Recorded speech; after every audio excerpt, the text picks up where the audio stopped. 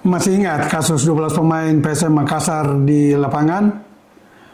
Komite Wasit atau lebih tepatnya Departemen Perwasitan PSSI dan juga Komite Disiplin PSSI sudah menangani kasus tersebut dan sudah ada keputusan yang dikeluarkan baik terhadap PSM Makassar dan juga kepada perangkat pertandingan, khususnya wasit tengah, wasit lapangan, dan wasit cadangan di pinggir lapangan. Bagi semua rekan sahabat Rai Soccer TV, selalu setia bersama Bung Yes dan jangan lupa like, comment, and subscribe.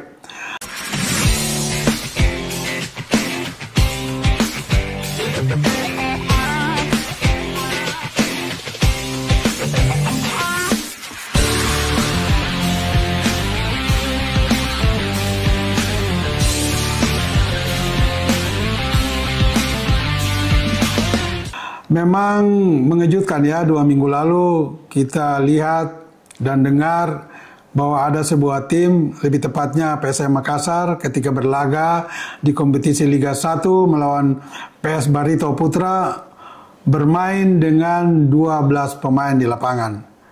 Dan akhirnya kejadian tersebut atau kasus tersebut heboh di jagat sepak bola nasional, bahkan juga sampai kepada dunia internasional, dan banyak komentar-komentar yang ya lebih banyak miring mengkritisi kejadian tersebut, bahwa kejadian tersebut tidak saja memalukan bagi sepak bola Indonesia tetapi melangkahi peraturan-peraturan permainan dan pertandingan di lapangan. Namun ya syukur alhamdulillah ya, federasi kita, Ketua Umum PSSI Erick Thohir dan perangkatnya bertindak cepat dan tegas sehingga clear sudah selesai masalah tersebut karena sudah keluar keputusan dari 2 pihak yang berwenang di lembaga institusi yang namanya PSSI, yaitu Komite Disiplin atau Komdis dan juga Komite Wasit dan turunannya yaitu Departemen Perwasitan PSSI.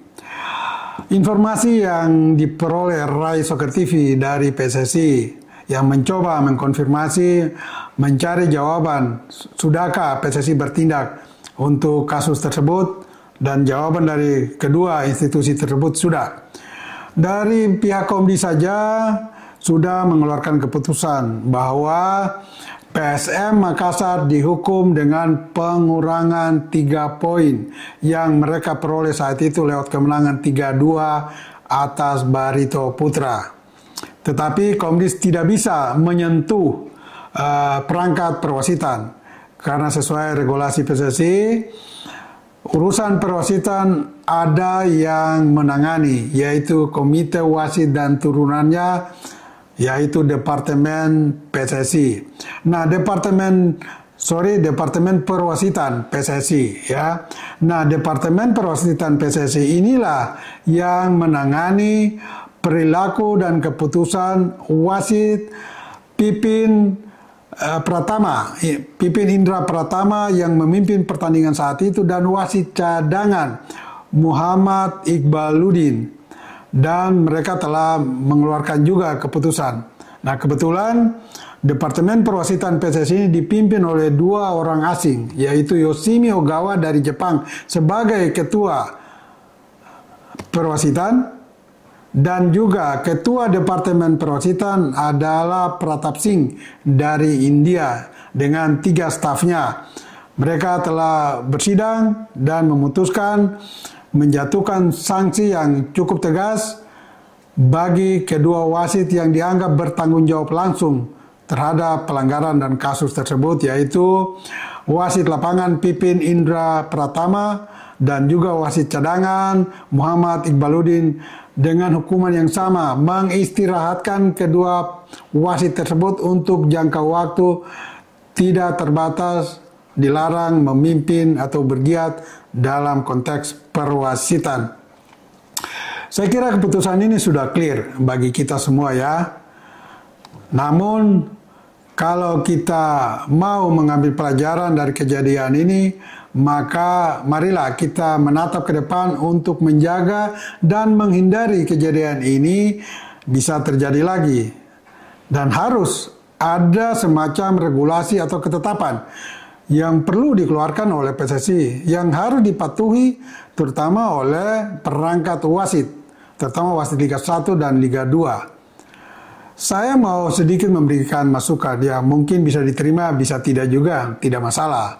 Karena PSSI yang akan memutuskan sendiri bagaimana caranya untuk memperbaiki kinerja wasit ini. Kita harus bersyukur juga sudah ada VAR ya, video assistant referee yang bisa memonitor dan meminimalisir kejadian-kejadian pelanggaran apa saja termasuk gol atau tidak gol yang terjadi di lapangan. Tetapi ada hal-hal kecil yang mungkin masih perlu diperbaiki oleh PSSI dan perangkat perwasitan, yaitu bagaimana seorang wasit memanfaatkan atau memimpin pertandingan dengan baik di lapangan. Ya, kita pernah dikecewakan saat tim nasional kita bertanding di laga kualifikasi Piala Dunia dan dikerjain dalam tanda petik oleh wasit dari Oman, Muhammad Al-Kaf. Ketika saat itu kita bermain sebagai tim tamu di kandang Bahrain dan sudah unggul 2-1 dan pertandingan sudah melewati batas injury time, tepatnya di menit 99 ketika Bahrain mencetak gol kedua untuk menyamakan kedudukan, baru wasit Muhammad Al-Kaf mengakhiri pertandingan. Padahal injury time yang diberikan untuk pertandingan itu adalah 6 menit. Namun setelah menit 96, Al-Kaf belum juga meniup peluit panjang untuk mengakhiri pertandingan tersebut. Terjadilah sumpah serapa dari netizen, pendukung timnas kita, dan mungkin kita semua sangat kecewa karena kepemimpinan Al-Kaf yang dianggap tidak fair. Memang dalam konteks begitu, itu kembali pada subjektivitas seorang wasit, ya.